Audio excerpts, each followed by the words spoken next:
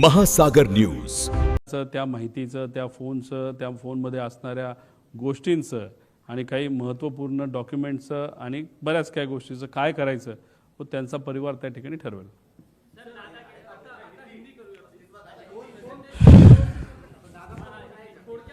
मग माहिती रिकवर होण्याच्या परिस्थितीमध्ये तो फोन आहे.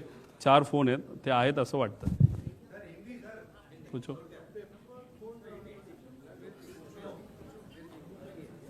हा म्हणजे हा चांगला प्रश्न आहे. फोन टिकला पण ब्लॅक बॉक्स हा खराब झाला असं जे इन्व्हेस्टिगेशन एजन्सीवाले म्हणतात आणि पेपरसुद्धा बरेच दिसतात त्या ठिकाणी. म्हणजे हे खरं तर कालचं स्टेटमेंट त्या एजन्सीचं थोडं डाऊटफुल आहे आणि हास्यास्पद आहे. हिंदी.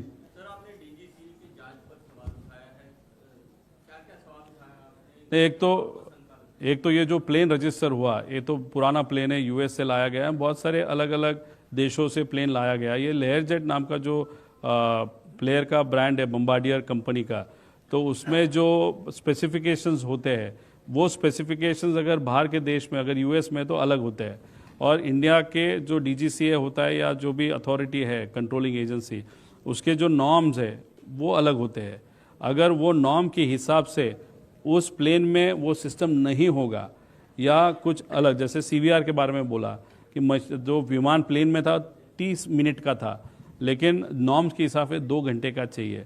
अगर 30 मिनट का होते हुए भी अगर वो प्लेन रजिस्टर होता है तो ये सब जो प्लेन है इलीगली डीजीसीए के अधिकारी को हाथ में लेते हुए ये रजिस्ट्रेशन हुआ है, ऐसे हम सबका कहना है. तो ये डीजीसीए के कुछ अधिकारी इसमें वहाँ पे इन्वॉल्व है. श्वेता सिंह नाम की एक कोई लेडी है, वो पॉलिटिकली बहुत कनेक्टेड है, उनका भी इसमें कुछ ना कुछ तो रोल हो सकता है. इसलिए जो इन्वेस्टिगेशन टीम बनाई है 6 लोगों की, उसमें एक तो लेयर जेट का अनुभव न होने वाले लोग ज़्यादा है. कोई भी नहीं है जो इसका लेयर जेट का अनुभव है. सब जन ये डीजीसीए के लोग हैं. अभी हम ऑब्जेक्शन डीजीसीए पे ले रहे हैं क्योंकि जो मॉडल नंबर है, जो अभी इन्वेस्टिगेशन उनका जो भी इंफॉर्मेशन बाहर आ रहा है उसमें मॉडल नंबर ही उन्होंने गलत किया है. तो इस तरीके का अगर मॉडल नंबर पे ही अगर आप टेक्निकली गलत करते हो तो इन्वेस्टिगेशन कैसे आप अच्छे तरीके से कर सकते हो, ऐसे हम सबका कहना है. इसलिए बहुत सारे फ्लॉज है. और ये दूसरी बात, वीएसआर नाम की ये जो कंपनी है उसके जो ओनर्स है वीके सिंह और रोहित सिंह, इनको बहुत बड़े नेताओं का और बिजनेसमैन का सपोर्ट है. उनको सेफ रखने की कोशिश वहाँ पे की जा रही है वीएसआर को. अगर ये इतना बड़ा एक्सीडेंट, बड़ा नेता वहाँ पे जाने के बाद, गुजर जाने के बाद भी अगर ये फ्लाइंग कर रहा है वीएसआर, तो डेफिनेटली वहाँ पे किसी का तो सपोर्ट है. अभी रोहित सिंह की जब शादी हुई थी, जो हमको पता चला है 1.5 साल पहले या 2 साल पहले जयपुर में मैरियट ये जो होटल है उसमें उस वक़्त सत्ता में बीजेपी के भी बहुत बड़े नेता वहाँ पे आए थे. कौन है, कैसे, नेताओं को मालूम है, उनके मन में होगा कि हम गए थे. और दूसरी बात, टीडीपी ये जो पक्ष है उनके भी बहुत बड़े नेता वहाँ पे गए थे. अभी आज जो मिनिस्टर है एविएशन वो टीडीपी पक्ष के हैं. तो अभी अगर आपके संबंध थे रोहित सिंह के साथ जो वीएसआर का मालिक है, तो आप इन्वेस्टिगेशन प्रॉपरली कैसे करोगे, ऐसा प्रश्न हम सबको पड़ता है.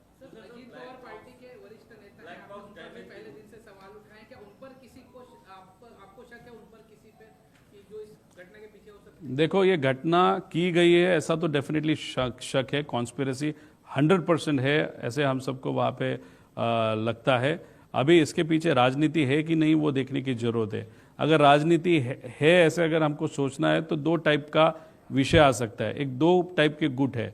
एक गुट ऐसा है कि जो नहीं चाहता था कि हमारा जो दूसरा पक्ष है वो उस पक्ष के साथ, एनडीए के साथ सत्ता में आए.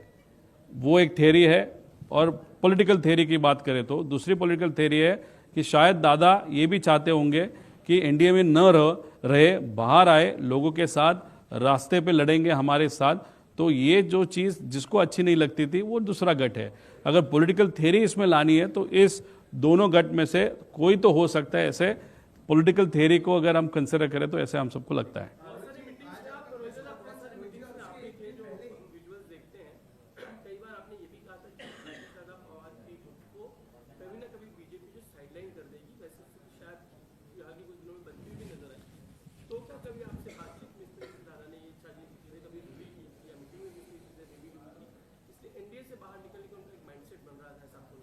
नहीं, मैं इंडिया के साथ रहना है कि बाहर निकलना है, ये तो दादा में और हमारे में हुई हुई चर्चा है। दादा आज नहीं रहे, इसलिए उस चर्चा पे अभी बात करना उचित नहीं होगा, ऐसे हम सबको लगता है। लेकिन ये बहुत बड़ा रिस्ट्रक्चरिंग पार्टी में, उनके पार्टी में उनको करना था। जैसे उनके जो प्रदेश अध्यक्ष है वो कोई यंग बंदा चाहिए, ऐसे उनका कहना था। डॉक्टर अमोल कोल्ले का नाम उन्होंने वहाँ पे प्रपोज किया है। इसलिए अमोल कोल्ले, अगर आप देखो तो बहुत सारे मीटिंग्स में डॉक्टर अमोल कोल्ले वहाँ पे थे, तो उस एंगल से हमारी चर्चा वहाँ पे होती थी। लेकिन दादा आज नहीं रहे, उनके साथ हमारा कंफर्ट लेवल था, उनकी इच्छा भावनिक इच्छा थी, पॉलिटिकल सेकेंडरी था। लेकिन वो इमोशनली ये दो पक्ष, दो फैमिली साथ में आनी चाहिए, ऐसे उनको लगता था। उसका हम रिस्पेक्ट करते हैं और वो रिस्पेक्ट करते हुए ही हम वहाँ पे दादा के साथ बात कर रहे थे। आज दादा ही नहीं है तो ये विलीनीकरण और दो पार्टी एक साथ में कैसे, क्यों, क्या, वो उस विषय का उत्तर देना उचित नहीं होगा, ऐसे मुझे लगता है। रोहित जी, आज आपका प्रेस कॉन्फ्रेंस था, उसके एक दिन पहले ही ब्लैक बॉक्स की जो खबर थी वो सामने आई है। आपने प्रेजेंटेशन में भी बताया कि 1100 डिग्री सेल्सियस या 6000 मीटर वायु की था, लेकिन इसके बावजूद जो ये कहा जा रहा है कि एक तो वो जलने की बात, उस पर आप अगर हिंदी में कह सकें, और दूसरा आपने ये भी कहा कि प्लेन 35 करोड़ की थी, इंश्योरेंस 55 करोड़ का था, लाइबिलिटी इंश्योरेंस 210 करोड़ का। जिससे आप क्या कहना चाह रहे थे, इशारा क्या था, अगर वो भी आप हिंदी में बताएं। देखो, लाइबिलिटी अगर आप देखो तो लाइबिलिटी ऐसे होती है कि प्लेन में जो ट्रैवल कर रहे थे उनको उसका बेनिफिट होगा। उसी के साथ अगर ये प्लेन किसी घर पे पड़ता, फैक्ट्री पे पड़ता या एनिमल जो शेल्टर होता है उस पर गिरता, तो वहाँ पे जो नुकसान होता, तो उस नुकसान को भी लाइबिलिटी में वहाँ पे कंसिडर किया जा सकता है। अभी देखो, ये जो कपूर नाम के पायलट है उनको पर्सनल इश्यूज़ थे। वो क्या है, वो फैमिली विषय होने के कारण मैं ज़्यादा यहाँ पे नहीं बोलूँगा। और वो अल्कोहलिक थे, बहुत दारू पीते थे। उनका दारू का जो ब्रांड था वो बहुत एक्सपेंसिव है।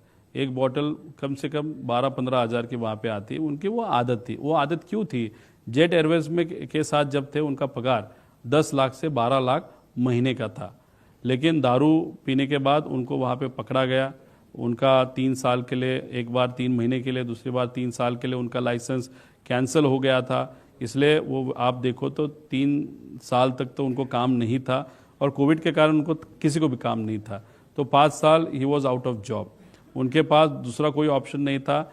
ये VSR कंपनी को ज्वाइन करना था। उनकी सैलरी शायद 3-3.5 लाख, और एक बार अगर प्लेन आप फ्लाई करोगे तो 20-25 हज़ार उनको मिलता था। तो कोई भी बड़े जो एक पायलट होता है उसके लिए ये डिमोशन होता है। इमोशनली वो डिस्टर्ब थे, पर्सनल विषय था ही। तो इस सब का इस्तेमाल करते हुए उनको ब्लैकमेल किया गया था। किसने किया गया था, क्यों किया गया था, और उसके एंगल अगर ये लाइबिलिटी इतना बड़ा होगा तो उनके मन में फैमिली को कुछ मदद हो सकती है, वो भी विषय वहाँ पे आते होंगे। इसके कारण ये चीज़ हुआ है कि ऐसा हम सबका डाउट है। और दूसरा प्रश्न क्या था? ब्लैक बॉक्स के बारे में देखो, 1100 इज़ अ एवरेज, लेकिन अगर आउटर पार्ट देखो वो 1600 डिग्री सेल्सियस का अगर टेम्परेचर हो, और 1100 ओवरऑल एवरेज की बात करें, वो भी 1 घंटा कंटिन्यूअस आग में डाल दिया 1100, तो प्रॉब्लम आ सकता है। इसलिए बाहर का जो आउटर लेयर है टाइटेनियम का है, 1600 डिग्री सेल्सियस तक टेम्परेचर वो ले सकता है। उसके अंदर एक है, उसके अंदर मुझे प्लेन जिस मटेरियल का बना होता है वो मटेरियल सबसे अंदर होता है, उसके अंदर वो टेक्निकल जो डेटा होता है वो होता है। इसके कारण ये जो बता रहे हैं वो बहुत गलत चीज़ है। और आपको मैंने बताई कि जो रजिस्टर किया जाता है प्लेन, जो US से आया था उसमें 30 मिनट का रिकॉर्डिंग वहाँ पे था, और जो DGCA नॉर्म्स है वो 2 घंटा बोलते हैं। तो वहाँ पे भी इनकी गलती है। तो VSR को बचाने के लिए ये सब कुछ किया जा रहा है कि इन्वेस्टिगेशन अलग लेवल तक नहीं जानी चाहिए, एक्चुअल पॉइंट तक नहीं जानी चाहिए। इसलिए कहाँ पे तो डीरेल ये इन्वेस्टिगेशन को करने की कोशिश कर रहे हैं कि ऐसे हम। और ये बात हमने बोली थी कि ब्लैक बॉक्स का कारण लाएंगे, और जो हमने बोला उसमें से 6-7 चीज़ें वहाँ पे हुई है। इसलिए डाउट और ज़्यादा बढ़ते जा रहा है। आप 85 घंटे की बात बता रहे हैं, 85 घंटे बचे थे, वो पूरी थियरी क्या है, और कोई VIP जाता है तो कितने घंटे शेष होने चाहिए? देखो, हेलीकॉप्टर जब उड़ाया जाता है तो करीबन 2000 से 2500 आवर्स, डिपेंडिंग एयरबस का है कि बेल का है। अगर आप प्लेन की बात करें तो 5000 आवर्स का इंजन का लाइफ होता है। मतलब वो 5000 तक गया तो इंजन कितना भी अच्छा हो तो निकालना होता है, वो बदलना होता है। That is a norm. तो ये जो 5000 उसका लाइफ था। दादा का एक्सीडेंट जब हुआ, आज अगर उसका लाइफ देखो तो 4915 है, मतलब 85 आवर्स सिर्फ बाकी है। अगर VIP, अगर हम ट्रैवल करते, हम भी देखते 500 घंटा बाकी है क्या, 600 घंटा बाकी, हम देखते हैं। तो यहाँ पे तो वीआईपी ट्रैवल कर रहा है तो